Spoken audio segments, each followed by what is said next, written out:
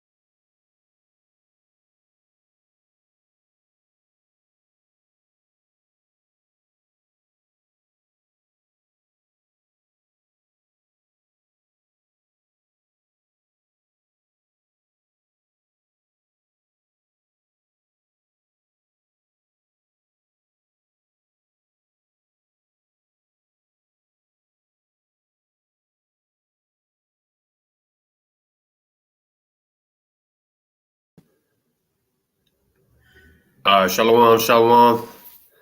My brother should be jumping in, joining us shortly, man. All right, so we're gonna go ahead and get started. First and foremost, we want to give all praise, honor, and glory to Yahweh in the name of his only begotten son, Yahweh who the world ignorantly calls Jesus Christ. Right. Today's lesson is gonna be on division within our nation, right? Today's lesson is called "United We Stand, Divided We Fall," right? And I know a lot of brothers have heard that. That's a popular saying, right? And it's something that we have to actually take heed to and understand. Hey, man, as a people group, right? When we stand united, hey, that's how we're gonna overcome this wicked place, man. That's how we're gonna overcome the obstacles that get placed in front of us. That's how we build as a people, right? And that's how we get back on top, man, right? But if we're constantly divided and fighting amongst ourselves, we never gonna be nothing, man, right? We never gonna get out of the predicament we're in as a people group, right?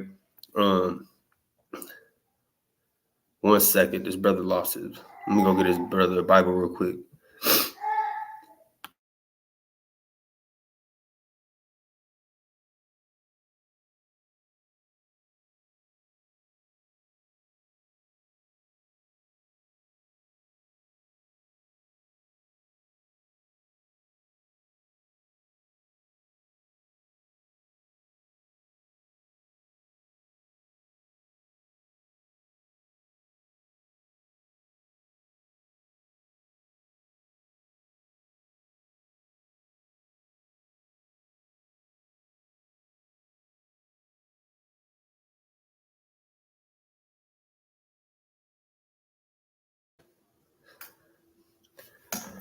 So yeah, like I was saying, man, right?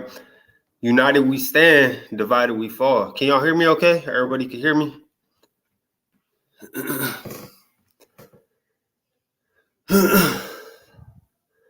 So I'm gonna get this first preset. Let me present my screen real fast so y'all can see what's going on.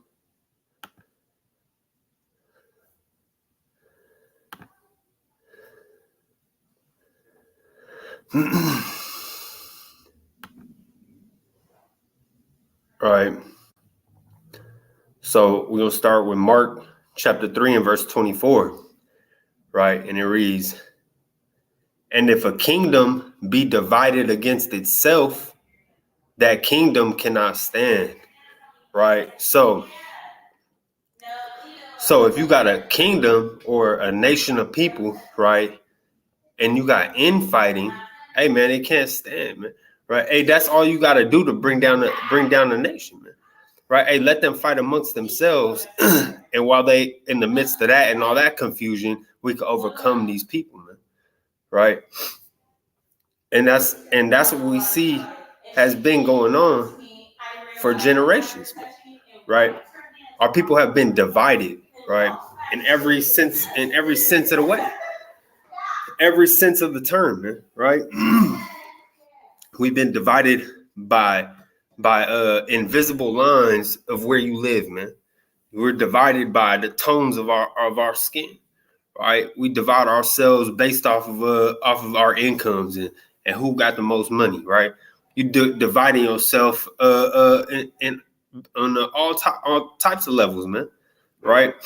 Because you from one neighborhood and I'm from another, right? Hey man, how are we gonna come up as a people group if we constantly fighting each other, right? So it said, and if a kingdom be divided against itself, that kingdom cannot stand. And if a house be divided against itself, that house cannot stand. Right? Let me have my brother in here real quick, y'all. Salakia. Hey, shalom, Governor. Khan, Shalom. You can hear me good? Yeah, Khan, I can hear you. All right, for sure. Hey, Shalom, family, man. All praise to the Most High. Call all y'all about you, Shai Barakatah or Barakathum, man. To all the Akiyam, Mashapa, right? Mashapaka that's out there, man, teaching his word and working, to become one of the elect. The time is near, man, so we need to be teaching, and Mm-hmm. preaching and studying more than ever right now, man. There's new prophecies, man, that's coming out, right? They're not new, but they're old, but people understanding is waking up to it. So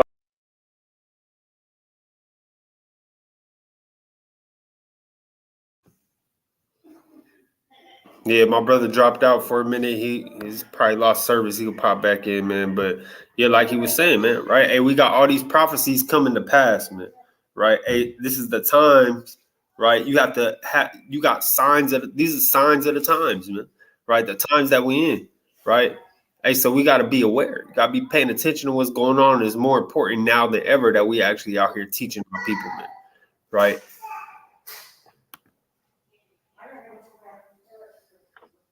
kind of with those prophecies that's being enlightening on, we only have a short amount of time, man. You know, like Mm-hmm. like I mean very short. Like it could be tomorrow, so we need to serve the Lord as hard as we can today. So we could be better tomorrow and have a more suitable, right, salvation. But go ahead, King. Mm-hmm. Yeah. Just you pretty much bring it out, man. And that's why we gotta stay steadfast and make sure we pulling these lessons out. Cause like my brother was saying, man, hey, like we were saying earlier, hey man, it's the signs of the times, right? And so we see the things going on, man. And with all these things that we see taking place, it's more important now than ever that we are doing the work to wake our people up, doing the work to edify and teach, right? Doing the work to make sure our people doing what they need to do, right? And not only that, but we doing what we need to do, right? Hey, serve the Lord today. Don't wait. Don't keep putting it off, right? Don't put it off till tomorrow, till next week, or you know what I'm saying, next year. Once I get this new job, you know what I mean? Hey, you got to do it now. You got to make that right. Hey, choose this day. Whose God. side are you on? Are you on the side of the world? Are you on the side of America and Babylon? Or are you on the side of the Lord, man?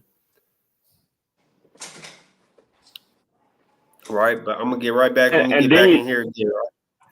Oh, go and ahead, then King. you Go gotta ahead. work and then you gotta work towards that too. Like choose your side and then work towards that, man.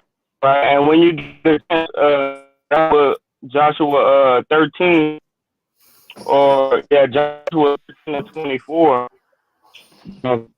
Yeah, man. You breaking up, King?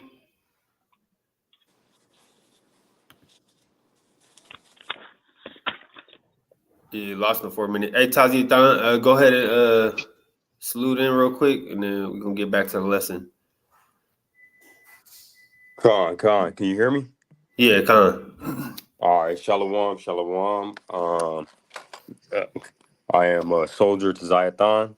All right, and, I will be doing most of the reading today. All praises to the Most High, who's allowed us to, right, giving us the opportunity to teach, right, giving us the opportunity to read for each other and to be that the vessels that He uses, right, to get His word out to the sheep. We hope that we can reach, His people, Yasharahla, and be the vessels to wake them up, right, at these end times. First off, I want to say, Kahala, Yahweh, Bashem, Yahweh Shai. All praises to our Heavenly Father Yahweh and His Son, who the world ignorantly knows and calls Jesus, right? But in the Hebrew, it's Yahweh Shai. Man, that's right. Right. So we're gonna get right back to the lesson. Like I was saying, man, this lesson is to help our people understand that we need unity, man.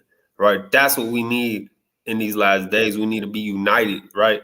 Not only united on a physical level, but on a spiritual level, man. Right. We need to be united in thinking in our mindsets, right? We need to come together and truly love one another, man. Right. Because if we always divided, nothing is gonna come. Nothing good is gonna come from it. Nothing but destruction, right? And I'm gonna read this back from the top again. Hey, can you read? You can see the screen, not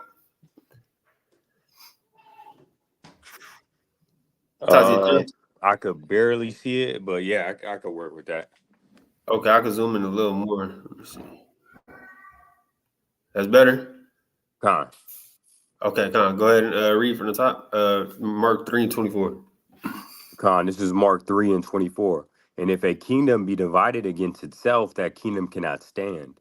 So, right. So if a nation is divided against itself, hey, that nation not gonna be able to stand, man.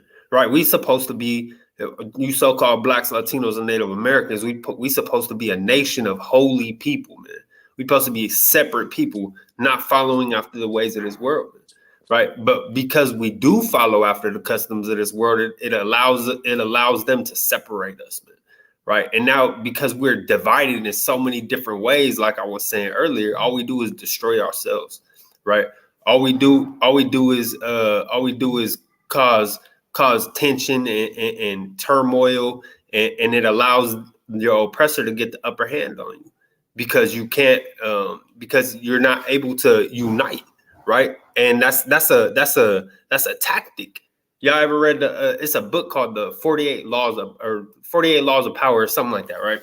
And this book, that's one of the tactics, man, right? Divide and conquer, right? That's how you conquer a people. You got to get them divided first. And then once you got them divided, then you can conquer them. Read on. Verse 25. Salakia, verse 25, this is Mark 3 and 25.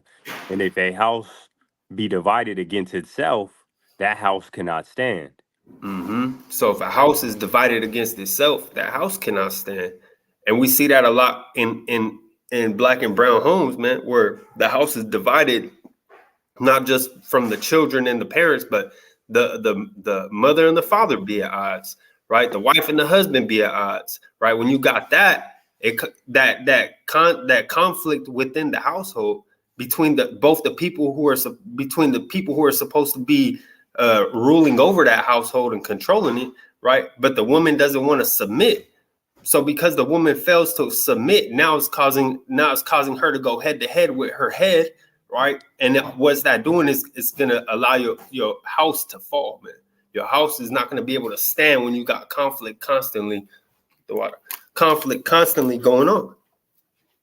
Go ahead, read on. And if Satan rise up against himself and be divided, he cannot stand, but hath an end. And that's what No, we see going on with America, right? Hey, America is no longer standing together, right? They're starting to be more and more divided. This nation is starting to be more and more divided. It's not going to stand in the end. In the end, they're going to be overcome by their enemies. Read on. no man can enter into a strong man's house and spoil his goods, except he will first bind the strong man, then he will spoil the house. So that's what I was saying, man. Hey, that's that divide and conquer tactic. They can't get over unless they find some way to get the strong man out of that house, man. They can't ruin the family dynamic we have unless they pull the man out the house. And how do they do that? By getting into the minds of our women. And once they infiltrate the minds of the women, now the women want to be independent and strong. Now the women want to lead the household. Now it causes that conflict within the household, and you done push the man out of the house, right? Hey, now your house is able to be spoiled. Somebody can easily come in there and take what they want, right? Your house is coming to naught. You want to add anything on that? No. Okay. Give me Exodus. Actually, give me 2 Samuel 2:26. Oh, you know, I'm gonna pull it up on the screen too.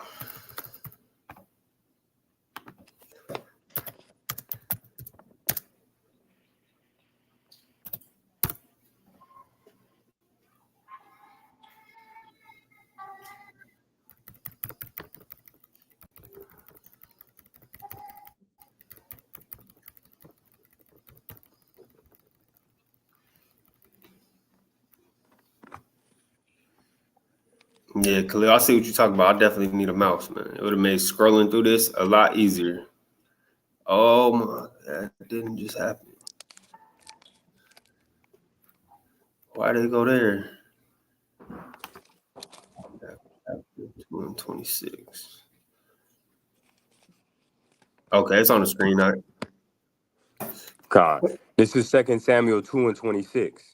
Then Abner called to Joab and said, shall the sword devour forever?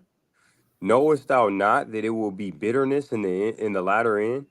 How long shall it be then, ere thou bid the people return from following their brethren? Right. Hey, shall the sword devour forever? Hey, let me get this in another translation, right? Because it's cold in the let me get that in the CEV. 2 Samuel. Yeah, in the CEV right there. Right. It says, Abner shouted to Joab, aren't we ever going to stop killing each other?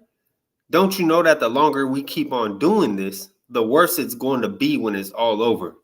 When are you going to order your men to stop chasing their own relatives? And that's what we see going on. That's what goes on in the streets, right? We kill our own people. Brothers killing brothers, cousins killing cousins, killing the people who look just like you. Hey, when is this gonna stop? How much protesting got to be done? How much marching got to be done till it get through your head? How many times brothers got to keep hitting these streets trying to tell y'all, hey, love your people, man. And it's not getting through, right? That's all we're trying to do. We're trying to get through to brothers to let them understand. Hey, when the more we keep dividing ourselves, when are we gonna stop being divided? When are we gonna start being united on a united front?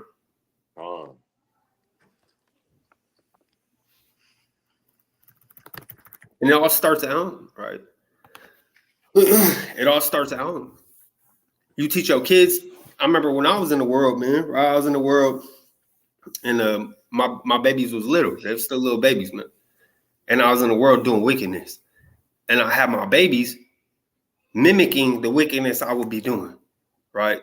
Twisting up their fingers, all type of wickedness, man. And they see the things that I'm doing and they mimicking it.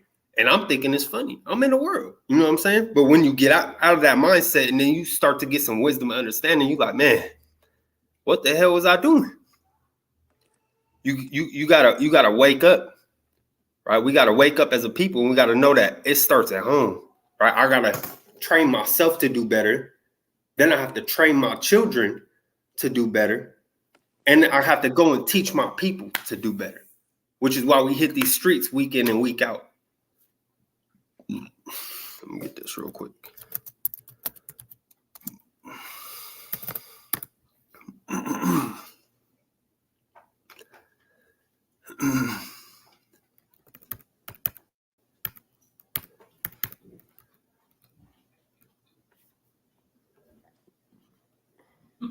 Proverbs 22:6.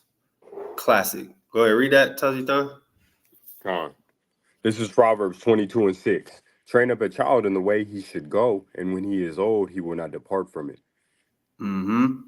Train up a child. Hey, teach your kids while they're young what they should and shouldn't be doing, right from wrong, instill them with some type of morals and a foundation of a good belief system. And when they're older, they're not going to leave it. They're going to remember everything that was taught, everything you drilled into them. It's like going to football practice every day, man. You go to football practice, they got to run drills, drill after drill after drill. So when you get in the game, you know what to do, right? Hey, you drilling that in your kids' heads. So when they finally get into the real world, they know what to do. They know how to conduct themselves as an Israelite man, right? Or an Israelite woman. Not following after the ways of these other people just because it looked good.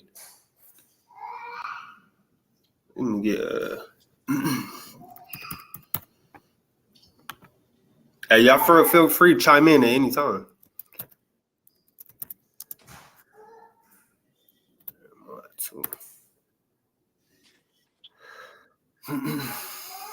Oh, Khan, and to that point that you was making, you can hear me good? Con. Khan, to that point you was making about, like repetition, right? There was this wise dude, right, a fighter. He said, "I'm not scared. People not scared of a guy that could do 10,000 kicks. They scared of a guy that could do that have done one kick 10,000 times, right?" So, like you was going into, man, when we raising these children, man, it's like teaching them the same thing 500 times, right? It's gonna be like a reflex, for them to do it or not do it, whatever that it is, and if you could, man, give me a Proverbs 13 and verse number 1 real quick, and I yield. Before I grab that, let me put this on the screen for the viewers who wanted to see it in the CEV. I seen a brother in the chat said if I could put it on the screen for them to see. So let me show them that. I'm gonna grab your precept right now too. You said Proverbs what?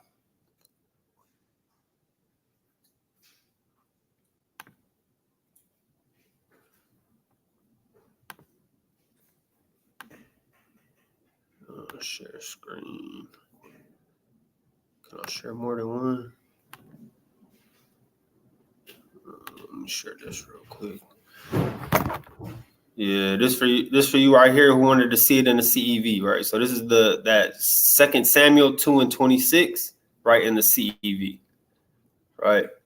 So you could type it in on your Google or whatever you need to type it in on, or screenshot it, do whatever you gotta do. Yeah, pull this up so you can see it. All right, we're gonna get right back to the blue letter.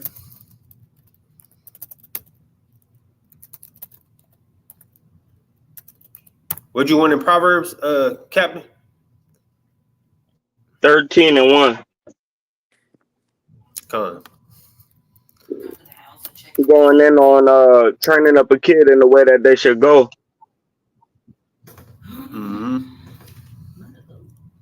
Right, quick, and to be honest, that stays on the topic because it's like, what it is making your children steadfast, unmovable, abounding in the faith of our Lord Yahushua Mashiach, who the world calls Christ. Because at the end of the day, when they get raised up, they always gonna have in their mind, and it's not gonna be like this worldly thing. What they say, they say like it's an acronym. What would Jesus do? Like W, whatever the hell, right? Mm-hmm. They would, and they're gonna be like, how will Yahushua handle this? You know, how did Yahushua teach me to handle this? You know, from the way that we raise them up, it'll make them steadfast, unmovable, abounding in the faith of our Lord. Mm-hmm. That's right. This is Proverbs chapter 13 and verse 1. It says, "A wise son heareth his father's instruction, but a But they school." also they That's also right. have to be willing. They also have to be willing to hear the commandments of the father and the mother. Right? But go ahead. But a scorner heareth not rebuke. Uh-huh. A child, right? A child that always got something to say back, right? They hear not rebuke because they're so defensive. They're not able to process the wisdom that they're getting from their father or their mother, right? So, and that's when you got to get a butt whooping, and then that butt whooping is to humble that child, right? Not just because you like beating on your children. It's to humble that child so they can listen to you next time, so they could develop the knowledge, understanding to apply the wisdom, right? Wisdom is knowledge applied, right? So when you whip them, all you whooping them for is for them to listen without you whooping them the next time, right? So, but yeah, a wise son, man, heareth his father's instructions. I just wanted to bring that out on the topic you were just talking about. Con. Yeah, man. And you got to be able to be taught. Even us right now as grown men, right? We got to be able to be taught. We got to be able to hear that instruction. We got to be able to take correction, take rebuke, and accept it. I can't get defensive. If I'm defensive all the time, I'm not gonna never learn anything. So I have to be able to accept these things when my brother try to correct me on something, or he trying to show me something. Right? A stranger might be trying to show me something. He might have some type of understanding on something I don't know. I got to be able to accept that correction, accept that conductive criticism. Let me get this.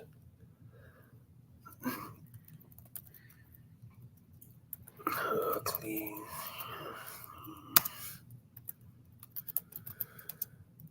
I spelled that right. Ecclesiastes.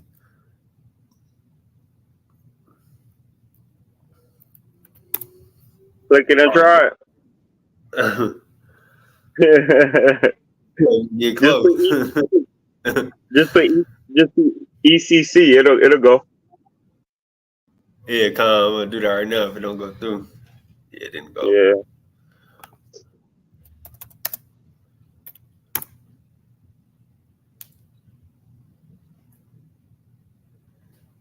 Yeah, con. Right. Because I mean, we see all the division, right? But this is nothing new. Being divided is nothing new.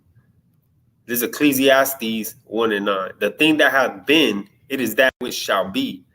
And that which is done is that which shall be done. And there is no new thing under the sun.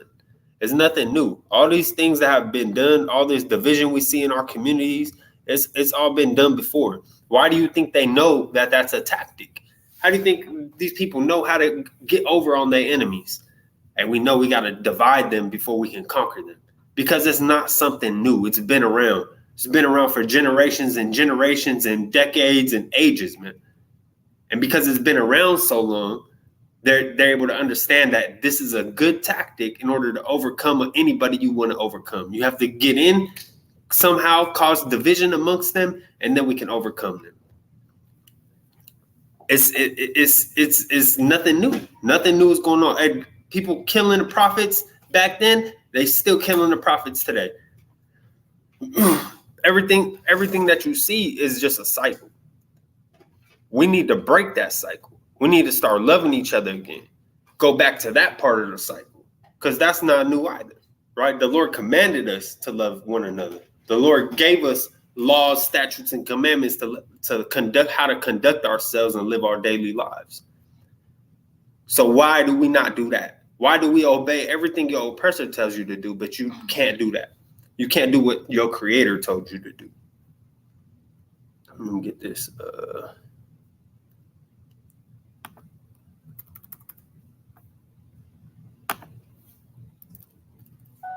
Hey, Shalom, Mark. I'm gonna let y'all do your thing. I'm gonna get off of here.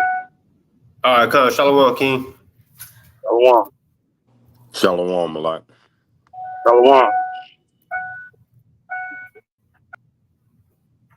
Right, I got a couple more precepts. We're gonna get in on it real quick. It's Exodus 23 and 2. Right. Read that for me out, Baruch Shah. God. Exodus 23 and 2. Thou shalt not follow a multitude to do evil, neither shalt thou speak in a cause to decline after many to wrest judgment. So the main part is don't follow a multitude to do evil. Stop following after these other nations just because the things that they do look fun to you. It's nice. It's cool to get together and celebrate the destruction of your own people. It's fun. It's good for the kids. So I'm gonna follow everybody else does it. So hey, you ever had your mama tell you if you be like, oh, my friends is doing it, or if your friends was jumping off a damn bridge, is you gonna jump off the bridge with them? How many people ever had their parents tell them that, or something similar to that? Con. So so don't follow after the crowd. Don't be a follower to go and do evil and wicked deeds, right? Be that leader. Be the one who, hey, brother, I'm not with that. I'm separate. I'm a holy people. And you are too, and you need to step away from that.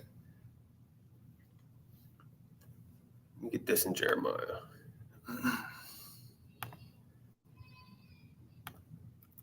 Go right into what Jeremiah was saying too, right? People always want to show out. Jeremiah, yeah, too. Want to show out just to get the approval of the crowd. I'm gonna do what everybody else is doing so I could be approved. Well, everybody else smoke weed, so I gotta smoke weed too, so I could be approved.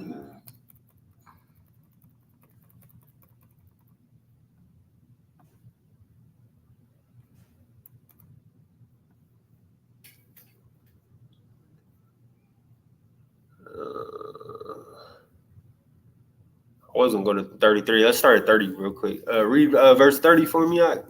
Jeremiah 2 and 30. In vain have I smitten your children. They receive no correction. Your own sword has devoured your prophets like a destroying lion. Right, and the Lord punishes us, and we still don't want to receive that correction. We still doing whatever we want to do. Right? He says, your own sword devoured your prophets like a destroying lion. You are here killing your own prophets. The people who would have been something, who would have told you and had you moving in the right ways, y'all done shot them down the streets over gangbanging, over a block that they coming from, over because because y'all sleeping with each other's women, man.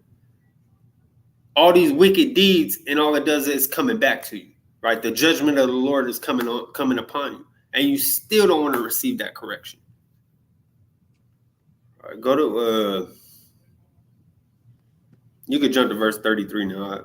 That was what I really wanted to grab. I just seen 30 in there. Jeremiah 2 and 33. Why trimmest thou thy way to seek love? Therefore hast thou also taught the wicked ones thy ways. And that's why I was saying, why you do everything to show out. Why are you trimming your way to seek the love, the approval of everybody else? How many brothers have we been on the street and they be like, yeah, I know I'm a Jew. Like, hey brother, you a real Jew. Yeah, I know. Okay, you know, but what are you doing about it? You still living the same way. You know you a Jew, and yet you still out here smoking weed. You still out here gang banging. You still doing everything you used to do. You ain't made a single change because you still seek the approval of the masses. Hey, what are my homies gonna say if I stop doing this? What are my homies gonna say if I don't be coming to the block no more? They're gonna be talking. I don't want to be talked about. Right? You trimming your ways to seek the love of others when you should be seeking the love of the Most High God, and He's gonna bestow everything else upon you that you need. Time. You're going to see real unity. You're going to see real brotherhood. You're going to see real love, right? Not that love that you're getting in the streets. When brothers don't want to put nothing on your books. You get locked up, brothers forget all about you, man. Like the brother who was saying, I think we was talking about it yesterday. Brother, like, hey, man, you get locked up, you're not getting no money on your books. You ain't getting a single phone call, and brothers laying with your women, man. The same people who you say is your friends, right? Same people that you consider to be from your hood.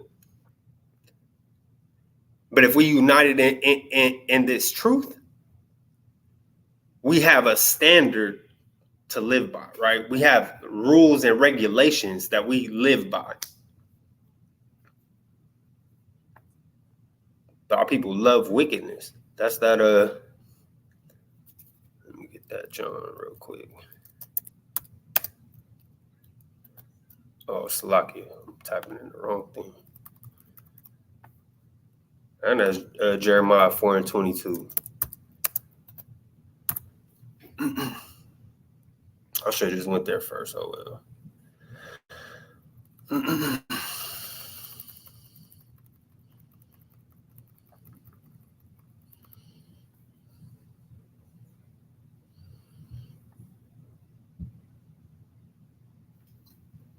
This is John 3:19. It says, and this is the condemnation, that light is come into the world, and men love darkness rather than light, because their deeds were evil. Verse 20. For everyone that doeth evil hateth the light, neither cometh to the light, lest his deeds should be reproved. See that? So lucky. Right. So men love darkness rather than light, because the things that they do are wicked. They love the wicked. They love the way that they live their lives. They love the wickedness. They love going out every weekend, hitting the club and lusting after women. They love smoking weed until they dumb in the brain, till they can't function. They love drinking until they black out and can't remember what happened the next day. They love going out and lurking other brothers' blocks, trying to just pack one out, man. You going over there, you look, hey man, okay, we caught him lacking. Jump out on him. You know what I'm saying? They love all this, and that gets them going. They love wickedness, so they love it more than the light. So they gonna stay away from the light. How many times we be outside, hey brother, you love God? Hey brother, you believe in God in the Bible? Yeah. Come talk to me 2 minutes. I ain't got time right now. Why you ain't got time? Because if you come over here and talk to us, you're gonna get reproved. Because really you living in darkness. You don't want that edification. You don't want that to make that change for you or for your people. You don't love your people the way you say you do. You love your people in word and with your mouth, but you don't love your people in action. So they gotta avoid the light. And that's what we out here, man. We are the light. We the light for our people. We the light to try to get our people out of that darkness so they can see, man, hey, these brothers is really united.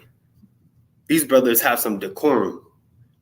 These brothers is militant. And they see these things, and that's gonna be that light. Okay, we know where to go to get this word. I know where to go to get some wisdom and understanding.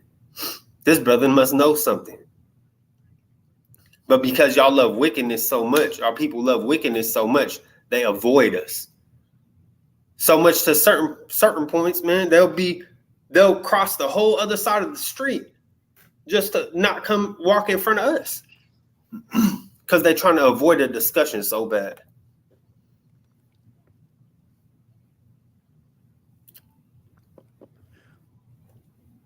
This brother said, sometime lights. Right? He said, Proverbs 1:10, my son, if sinners entice thee, consent thou not. Exactly. That go right back into that law, right? Don't follow after a crowd to do evil. If sinners entice you, don't consent to it. Hey, they might make it look, hey, brother, you come over here with me, you come do this, you're going to come out with like 10 bands. You You know what I'm saying? All we gotta do is we just gotta finesse old boy over here. Hey, that's, oh man, 10 bands. Hey, don't let that get to your head. Don't let that entice you. Don't consent to that. No, brother, you wicked. Why are you trying to get over on your people for it? Call that out, right? Open rebuke is better than secret love. Go to Jeremiah real quick.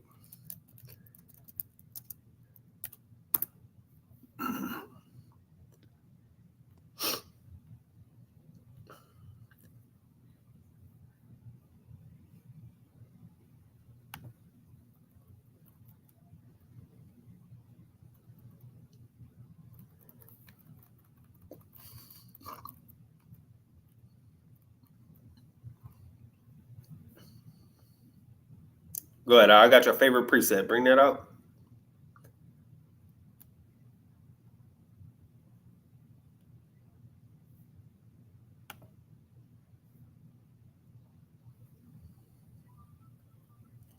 Tazi Don, you can read that? Kind. So like, yeah, I started reading. My mic was off. No, you Jeremiah good. 4:22. For my people is foolish; they have not known me. They are sottish children, and they have none understanding. They are Mm-hmm. wise to do evil, but to do good they have no knowledge. Mm-hmm. You want to expound on it? Man, pretty much, right? It says, "For my people is foolish; they have not known me." Right? Our people are stupid.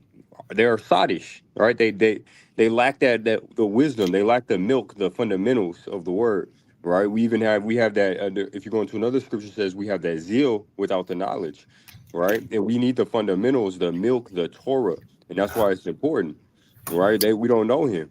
Our people are stupid, right? But they're wise to do evil. They're wise when it comes to a street lifestyle, right? They wise to, hey, I could tell you how much this shit weigh by eyeing it. I can eyeball work, right? They wise to do evil, right? They could tell you all the ways to finesse somebody. Right, I could tell you all the ways to finesse, even finesse a woman. Right, I could tell you all the ways to finesse my brother. Right, we could tell you all the ways to sell them some shit. I could sell salt to a snail. Right, what does that saying mean? Right, salt is destructive to snails. Right, so when you really think about it, it goes into how I can sell something that I'm so good, I'm so slick. Nigga, I can sell you something that'll destroy you. Again, you'll be happy to buy it. You won't be good, right? We wise to do evil, but to do good, they have no knowledge, right? And that's where those fundamentals of the word come in, right? The milk, right? They have no knowledge, and they need to learn those basic necessities, or they won't understand shit, and we not gonna make it. Go ahead. Con, right? That's no understanding of doing good. Don't know how to come together as a people, except when it's to do wickedness, like he was saying. We come together for all the wrong reasons. You come together for a hood day. You come together to like I said, you trying to find one of your ops. Now y'all riding in a car 5 deep. You come together to gather on 420 and smoke as much weed as you can. We come together in wickedness. How much more so if we was to do it in righteousness? How much more so would our communities better be, Salakia? How much better off would our communities be if we came together in unity and sincerity rather than in wickedness? You think you're doing something by get you got a couple hundred people from your hood, man. That ain't doing nothing. These nations got millions of people in their military, hundreds of thousands.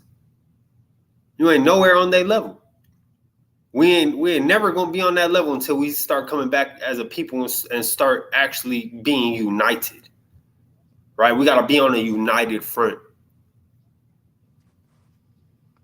And out here 10 toes down for Yahweh Bashem Yahweh Shai. Let me get this real quick. We gotta be elect or die trying. That's right.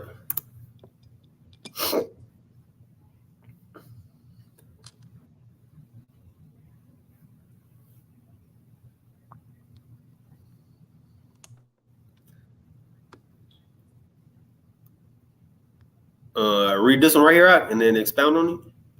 Bible shot. Isaiah 30:1. Yeah, 31. Woe to the rebellious children, saith Yahweh, that take counsel, but not of me, and that cover with a covering, but not of my spirit, that they may add sin to sin. Right? What does rebellious mean? Right? Woe unto them they go against. Right? They're going against what is right. And this is Yahweh, saith Yahweh, that take counsel, but not of me. Right? Because we seek everything else. Right? When you see our people, we'll put our trust in the crystals, an inanimate object, a stone, a rock. Right? These things that come up out of the ground. Right, we put our trust in that before we put our trust in the Most High, who gave these laws, statutes, and commandments to our forefathers. Right, and then they'll put a covering over themselves. Right, they're praying to these false gods, these idols. They think that's their protection. Right, they'll sit and meditate for hours with a bowl of incense in a split position.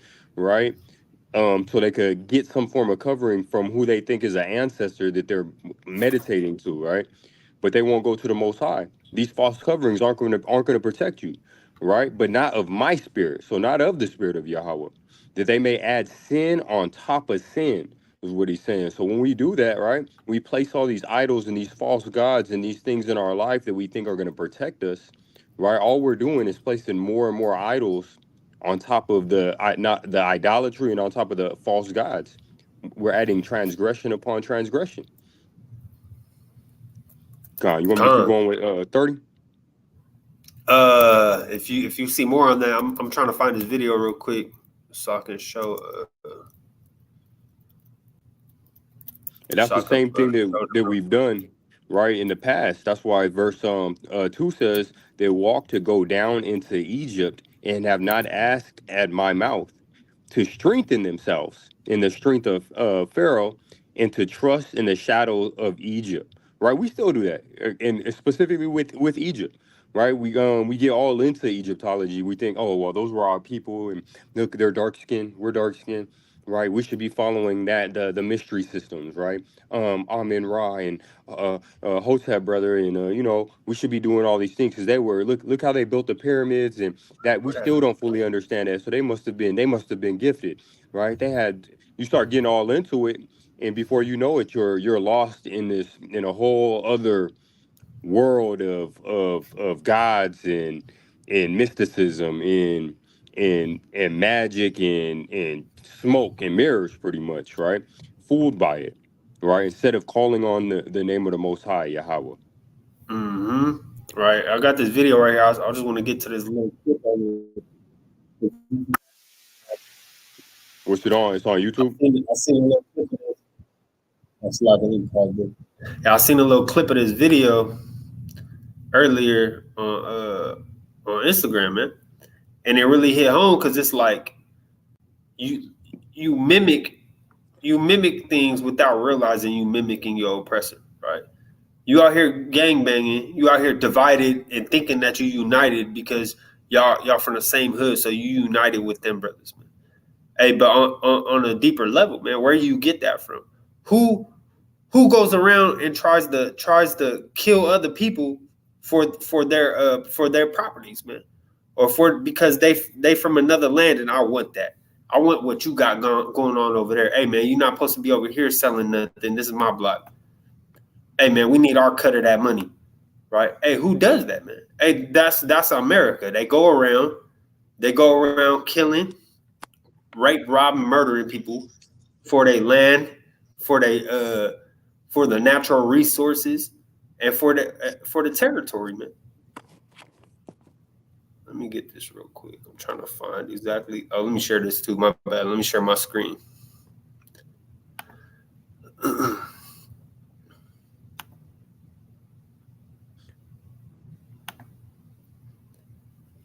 I'm gonna say fair use. All right, we're gonna share in this video to share our thoughts and our opinions. All right, so fair use.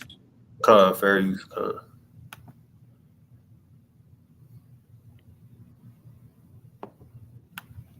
Let's see.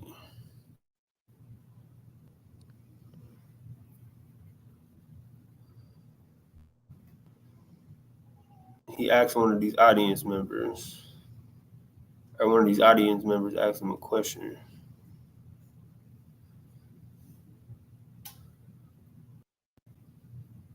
Okay, it's gonna be like right here somewhere. Oh, right here. Boom. Let me know if y'all can hear this. Mohammed, can you please tell me why it's blacks who are killing hundreds of thousands of blacks in Rwanda and other places? And can you please tell me why from Haiti, blacks from Haiti are just risking their lives to come here to the United States of America? I'll tell you if I get a chance. Black people have been robbed, as I said earlier, of a knowledge of self. And when you rob people, sir, of a knowledge of self, then it means that they start to take on the characteristics and the nature of their oppressor and their colonizer. And mind by automatic, systematic, remote control rules in our people. He gives them the guns and the weapons and the drugs and the alcohol. You did our brothers, the red man and red woman, brothers and sisters, the way you did our Latino brothers and sisters, and then you pit one against the other, and then say, look at what these people are doing.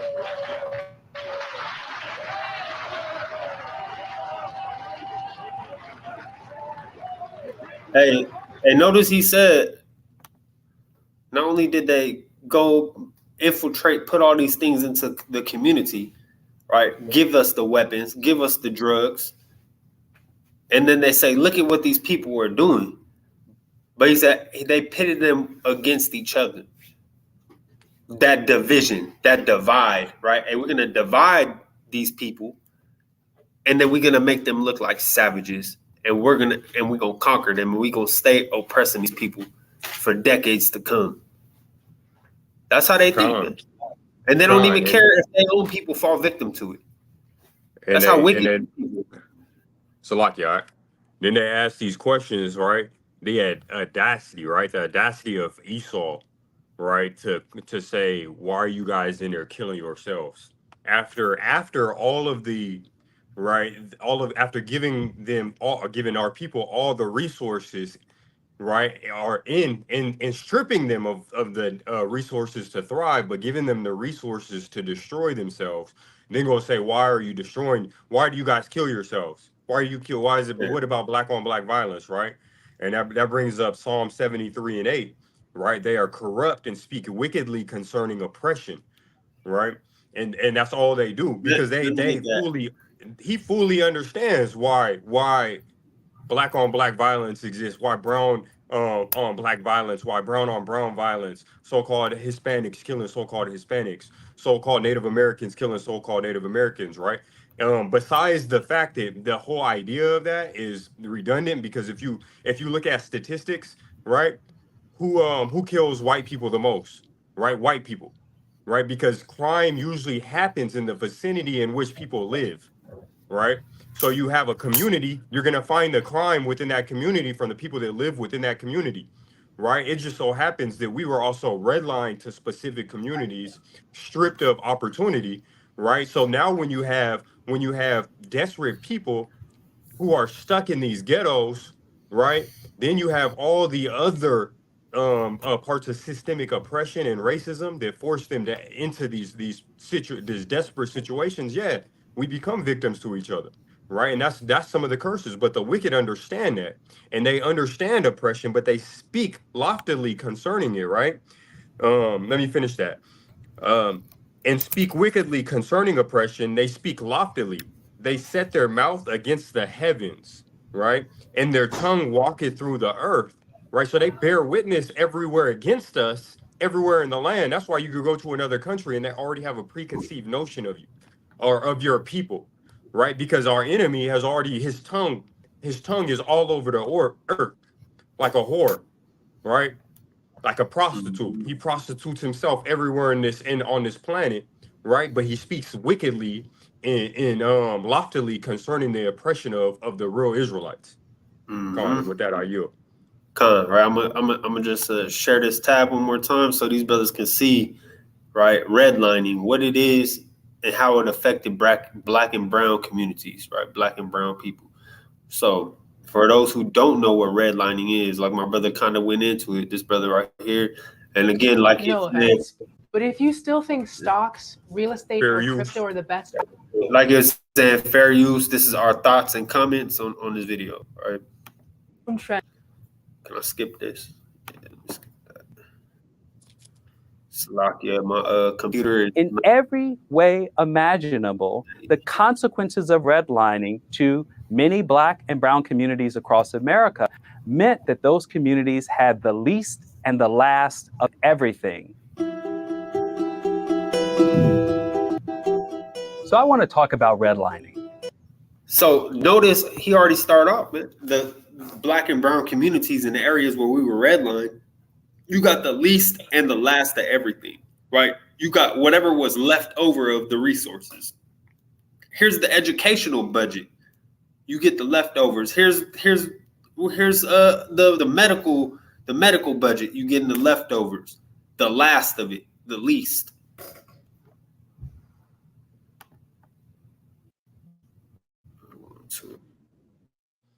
Because this is a term you may have heard, but most people don't actually know history. In 1933, in the midst of America's Great Depression, when unemployment rates were 25% and millions of people were not only out of work, but many of them were houseless, the federal government under President Franklin Delano Roosevelt established an agency called the Home Owners Loan Corporation.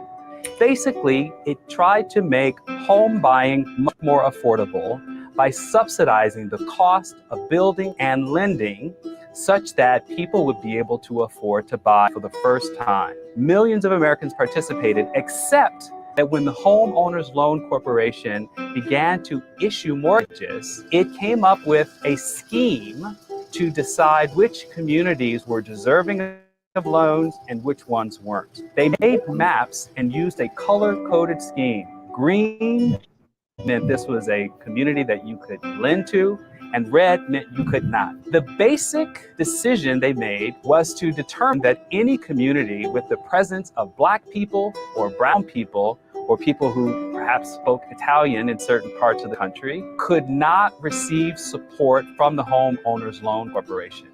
This created a system that came to be known as redlining because communities that were deemed risky by the mere presence. Right. So it was risk. These communities were deemed risky. And these are communities that our people were pushed into, right? We was pushed into living in these areas. This is the low poverty, the ghettos, the projects, right? These type of communities are the communities that Black and brown people were pushed into. And now when they go to look at home loans, like you said, they got a whole map. Oh yeah, they within the red zone. We're not giving them no home loan. Okay, these white people over here in the green zone, they good. We can get them a loan. People of color, most especially Black people, were disqualified from getting direct support from the federal government to purchase homes. This policy lasted until 1968 when the federal government passed the Fair Housing Act, which until 1968. How much generational wealth was able to be accrued because of this for the European families? How much generational wealth was stolen from Black and brown people because they were not able to get any home loans? And this went on until 1968. That's 50 years ago. About 50 years ago. But people going around, we're not oppressed. I'm not oppressed. I'm free. Not having no type of understanding of history, no type of understanding of what goes on in the world, no type of understanding of the things that have went on within our communities and what this government has done in order to profit off of the backs of Black and brown people. which made all forms of discrimination in the buying and selling or renting of homes illegal. But the truth is that the legacies of redlining from that moment to the present meant that Black people were subjected to other forms of exploitative lending. A system called contract buying grew up as a way to sell Black people homes on a layaway plan. You made set payments over an extended period of time, but you never owned the home until the very last payment. It was very common for unscrupulous sellers to withhold that final payment in an effort to take back the home from a person who had worked incredibly hard to buy it.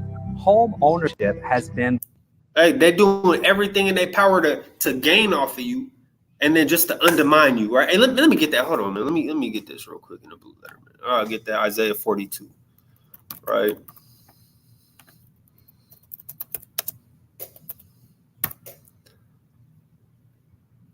Share this screen instead.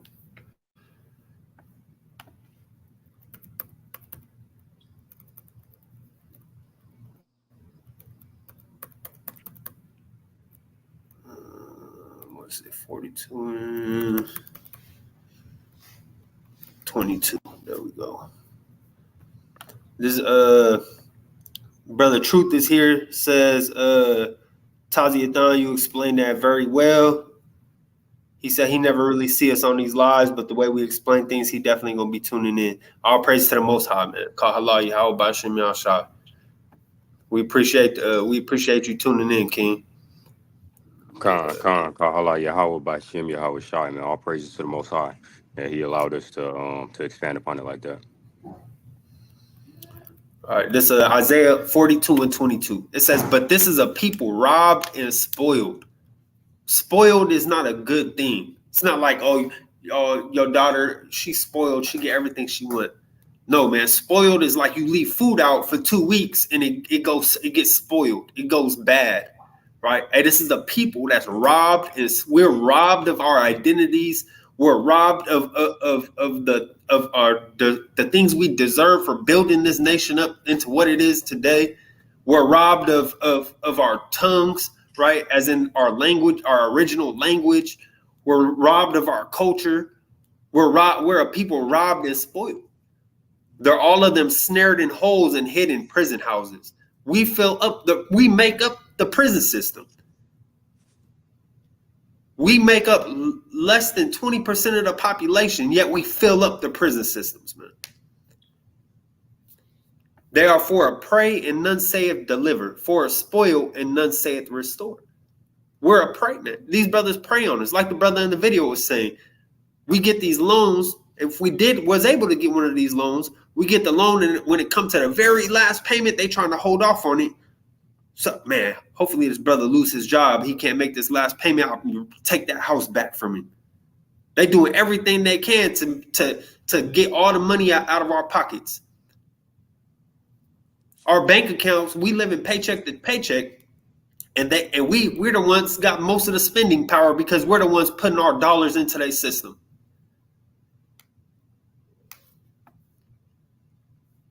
Go back to this. We're for a prey, man. They prey on us. Without us, who do the smoke shops target? Who do the liquor stores target? You can find a liquor store in damn near every hood and ghetto you go to. Damn near every corner you stop at, it's gonna be a liquor store. It's gonna be a smoke shop. Owned by the stranger, right? To sell our people poison. All the tobacco and pipes and shit that you could use to destroy your body. Right, go into one of these smoke shops owned by Arab men, right? Ishmaelite, one of these Arabs from Saudi Arabia, Iraq, something like that. Ask one of them and be like, "Hey, do you sell these tobacco products to your own people?" They're gonna tell you no, because it's not considered halal. They don't sell these products to their own people, but they'll sell it to our people to make a profit.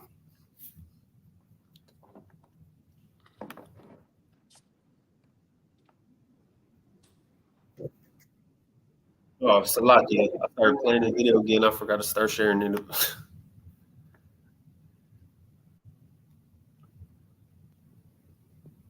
Things like borrow money to send a child to college. But most importantly, they have financial freedom. but for communities that had been subjected to redlining, they didn't have those advantages. Not only that, the very communities that they lived in suffered from divestment, including the lack of grocery stores, the lack of businesses, the imposition of federal highways that often bisected their communities. Hey, lack of grocery stores and lack of businesses. But like we were saying, like I just said, hey, the liquor store is gonna be booming. I remember I was in Baltimore back when in like 2008. I went to Baltimore. I say I was in it's a neighborhood. It's a housing neighborhood. All houses. Ain't no grocery stores, nothing nearby. But it's for sure a liquor store in the corner. I could walk to the liquor store. It's walking distance. And they selling fried chicken out the liquor store and tobacco products and liquor and all type of other stuff. And there is no shortage of the poison, but we're not gonna find the things that's good for us. Way imaginable, the consequences of redlining to many Black and brown communities across America meant that those communities had the least and the last of everything. And to this day, the median wages and income of those communities and the financial insecurity. Look at that, man. This is the median wage. This is the wealth gap right here. This is the average white family. Hey, at the very least, they're making over 100,000. At the peak, they're making over 200K. The average is right here in about the 150,000 range. The average white family. Let's look at the average black family from 1989. This is from 1989 to 2019.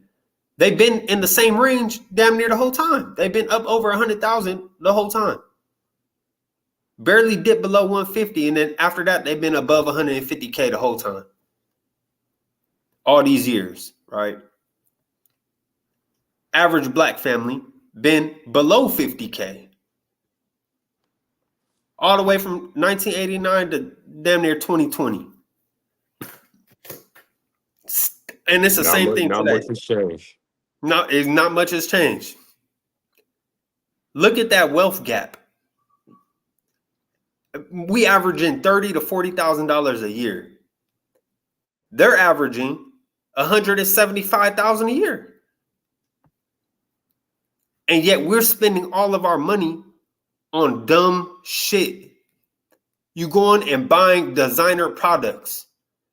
You spending hundreds of dollars to look good. Spending hundreds of dollars a month on your car note. But we're not making no type of leeway in order to build as a community.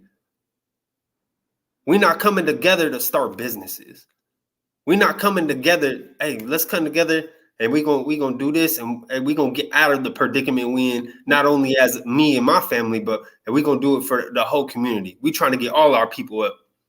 Con. And that's why go ahead. Salakia. And that's why we bring it back to the Torah, right? Every single time we will come right back to the Torah, because that's the only way that we're gonna be. Would you build a home on top of sand? Right? Would you build a home on top of a weak foundation? Right? No. When you build a home, you dig a hole, you lay the rebar, you put in some foundation, some beams, right, at the corners of your home, right? You pour the concrete, you mix the concrete, you pour it, you add some more rebar, right? You build a strong foundation. That's what the Torah is. Right, so here we have this understanding that this wicked nation has to perish. Right, so we're not saying build up riches here on this earth, right? But you have to build with the foundation of the Bible, of the Torah, right? So you can have that understanding, so that we can come together as a people and we can escape out of Babylon.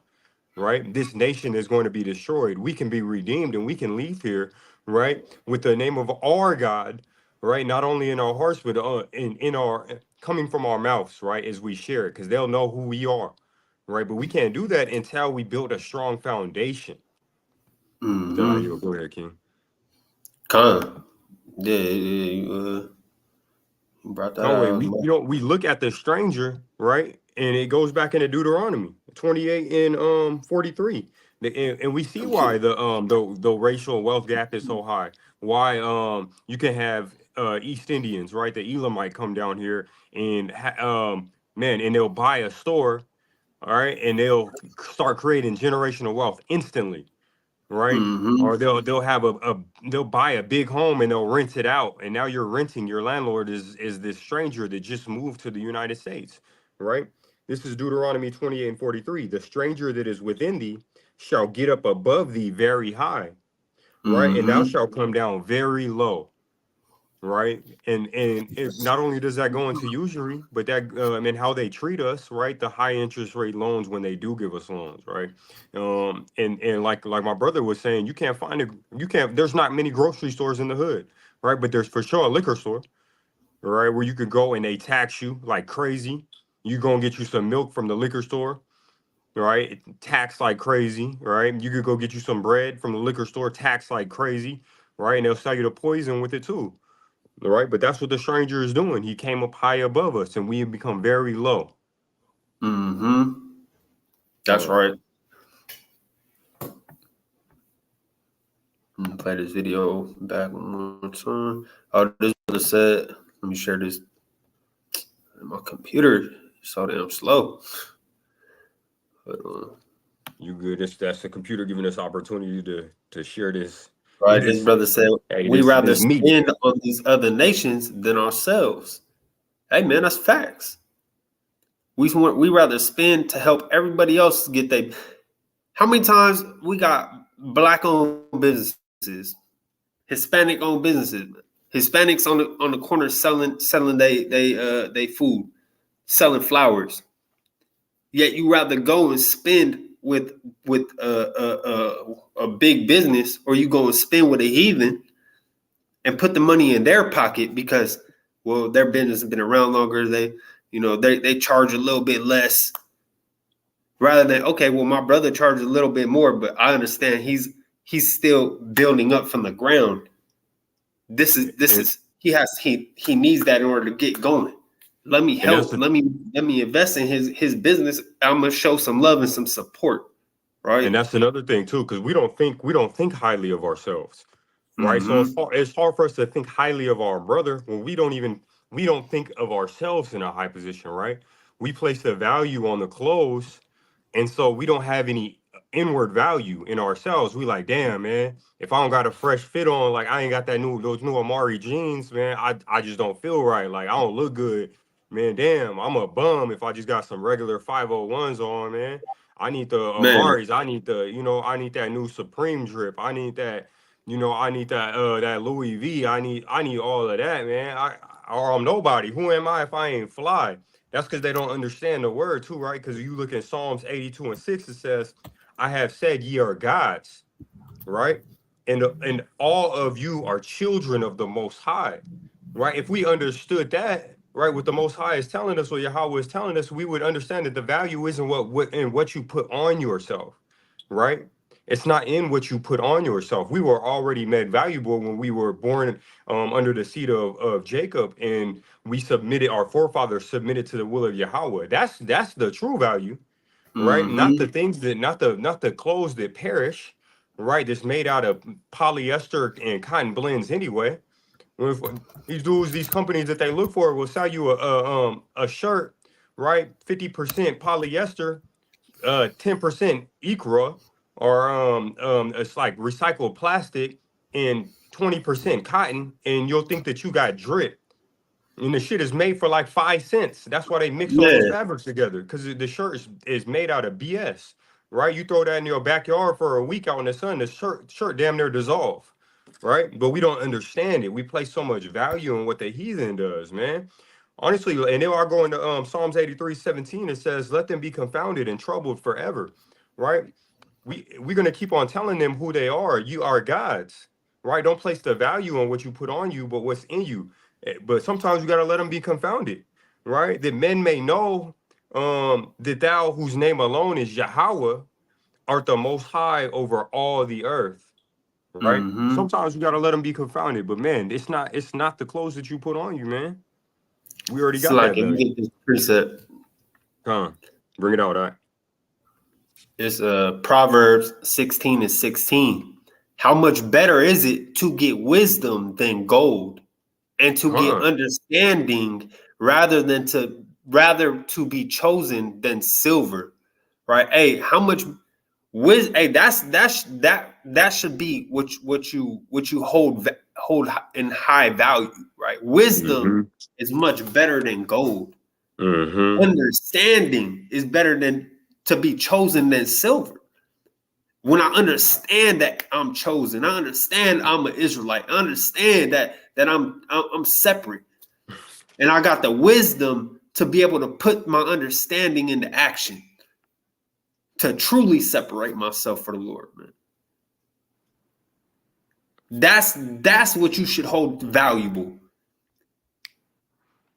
This monetary system, the things you put on, all that stuff, eventually it deteriorates, it loses its value. How many pairs of shoes have you been through until you finally toss them things out? Right? How many pairs of drawers you got to buy every now and then? You got to go buy another pack, man, because they don't stand the test of time. But wisdom will never be destroyed. Understanding will always be around. It will be with the wise men of the world, which is what you should be seeking to be, wise men and women. Right? Let me go to this, man. You know I got to bring out the classic, right? 7.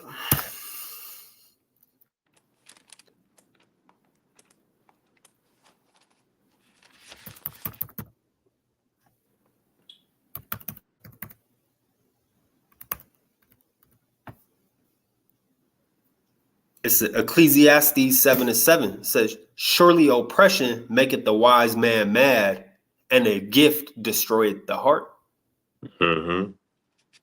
So people, we're oppressed, man. We still oppressed to this day. And when you wake up to it and you understand it, you get upset.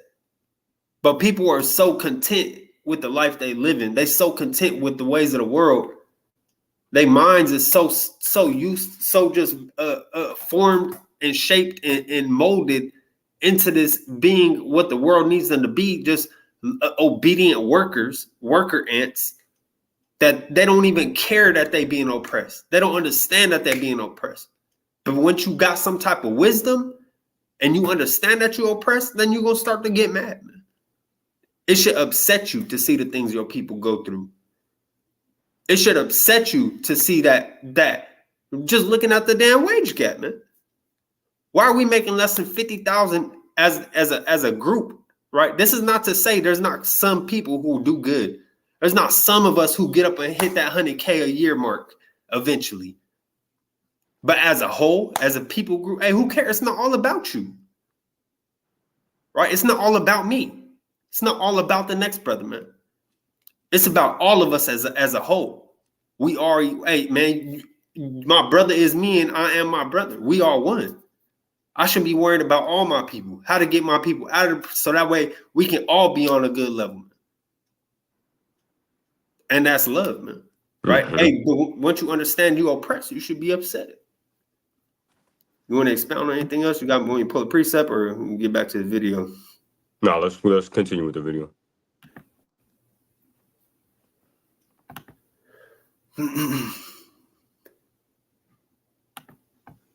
That people who live in redline communities face has long-term health consequences for families, has educational consequences for young people whose schools often don't have the tax basis to give them the same resources that communities that were never redlined actually have.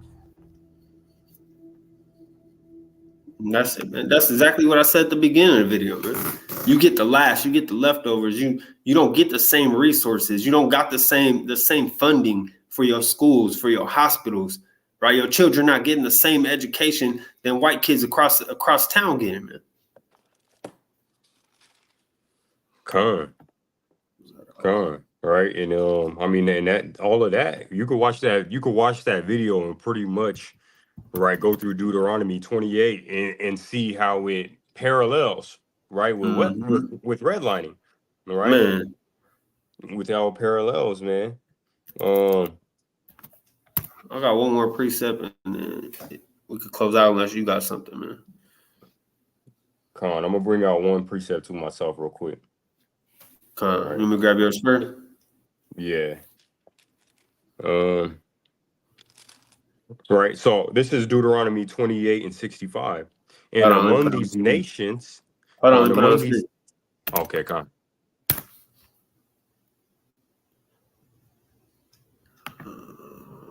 Represent.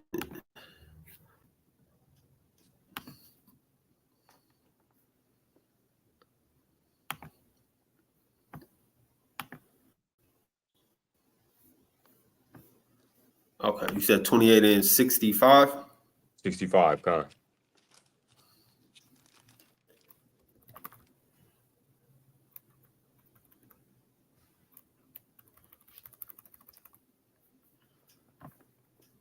Ooh, that was a good one right there. That was a good precept to pull.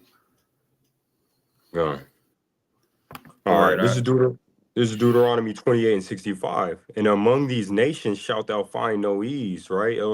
These nations in which we were scattered, right? So, for example, here in America, we won't find any ease, right? And like the video was saying concerning redlining, right?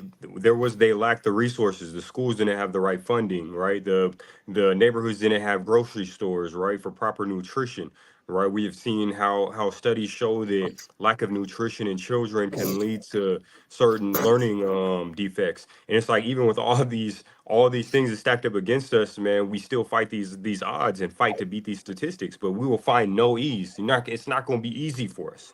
Neither shall the sole of thy foot have rest. Right. We most of us blacks, Mexicans, so-called blacks, so-called Mexicans, so-called Native Americans, we don't have rest. You have to fight. You have to continue to battle it every day. Right. Oh, and I'm like, we probably heard this. I know I heard it growing up. Man, you have it hard. You don't have it easy.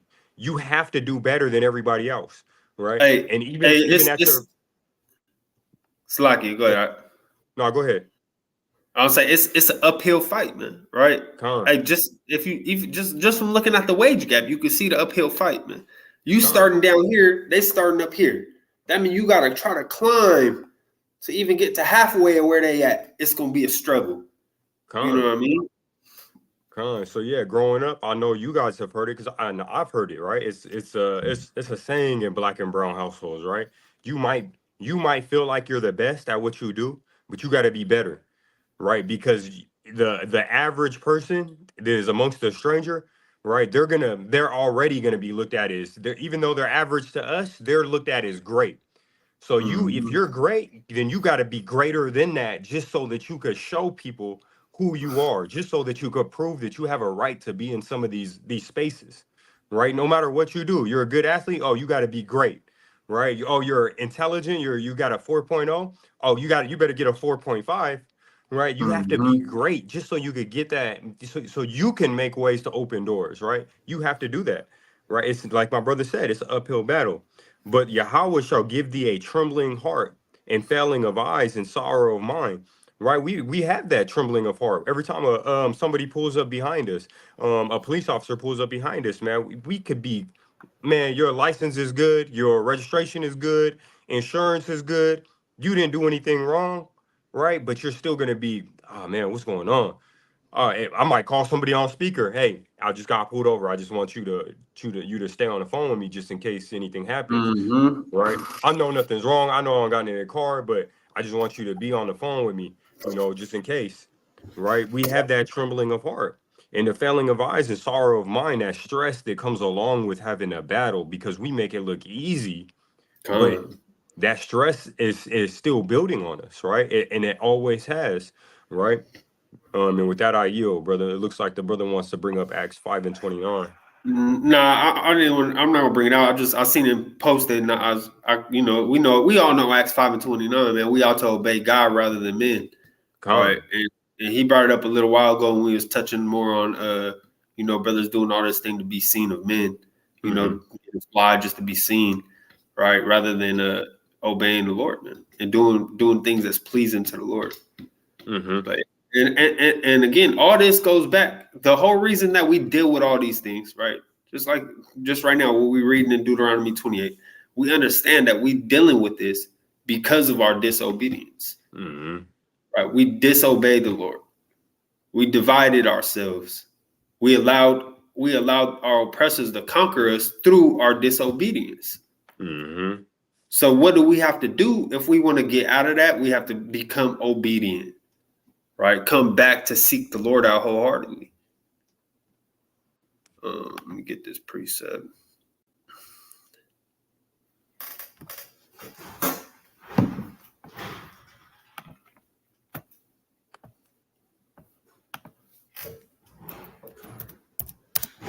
Zephaniah 2. And it's going to be the last one right here, and then we're going to close out unless my brother got another one he want to pull out. All right, it's Zephaniah 2:1. It says, gather yourselves together. Yeah, gather together, O nation not desired. Before the decree bring forth, before the day passes the chaff, before the fierce anger of Yahweh come upon you, before the day of Yahweh's anger come upon you. Right. And so that's what when we telling everybody we have to unite, this is part of it, man. Right. And we got to gather together. We got to be united. Right. We got to come together. O nation not desired. Nobody wants to see us as a nation of people. Nobody wants to see us united. They want us divided. This is why they push. This is why the whole mainstream media, movies, TV, music, it all portrays a certain image, and all that image is division, destruction, poison. That's all they push on us. And what does that do? That takes the minds of our youth. And now they want to follow in this same wicked steps. Hey, but the Lord said, gather together, man, unite. Because they don't want to see us united. Unite. Before he send that decree, man. Right? Before hey, man, I done had enough. Hey, now, hey, before the day of the Lord comes, man, because we all know that day is soon to come. Hey, so before that day comes, we need to gather together, we need to unite, and we need to hold each other accountable. With that, I yield. Khan, all praises. All right, I'm gonna bring out one more, and then this is Ecclesiastes 4, and I'll start at 11. Hold on.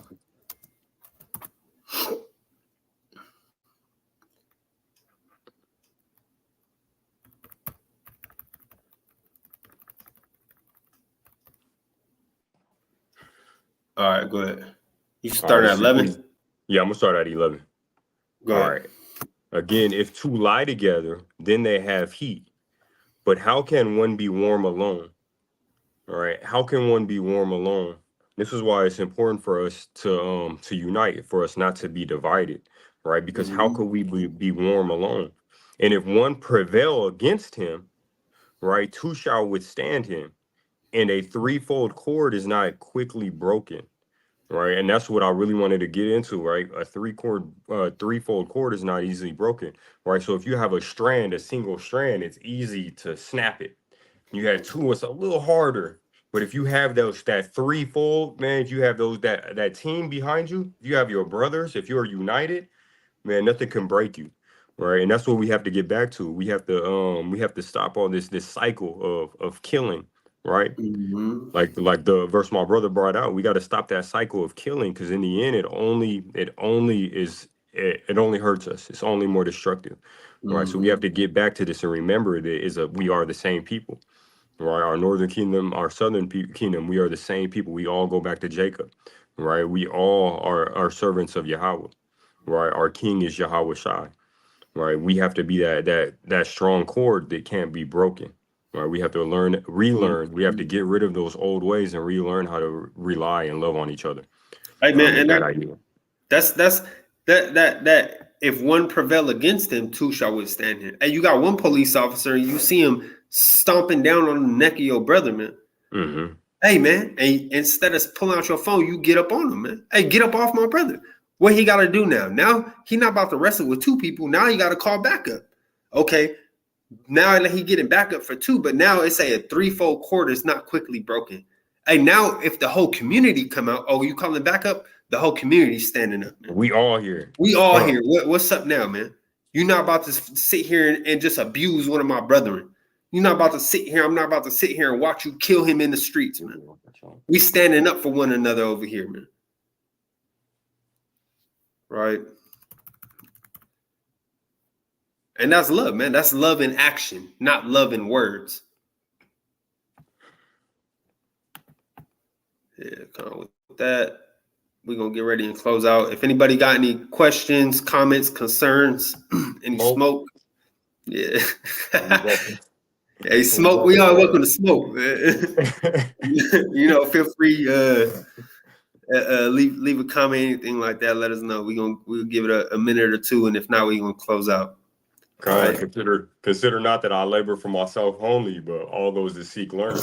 Right. And that doesn't mean that I'm always right. So if you have an exegesis on a scripture that we presented that you might disagree on, or if you have a point, that we may not have talked about, and you think that it's something that our stance opposes, right? This is a good time not only questions, but for you to jump on and to voice your opinion, and we'll allow it. There we go. And if y'all tuning into this after the fact, feel free to reach out in the comments or reach out via email. And if you want to discuss it, we can set up a discussion. If you're looking for brotherhood, you're looking for a congregation, reach out to us, man. We're in right now. We're in the Dallas, Texas area. We got brothers in IE and Cali. They in Riverside, Moreno Valley, San Bernardino. Most high willing. Eventually, we about to be in Vegas soon too.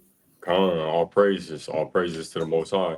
Yeah, and this is all in the spirit of love, right? So if you want to get on, right, you may get on, even if you get on upset, right?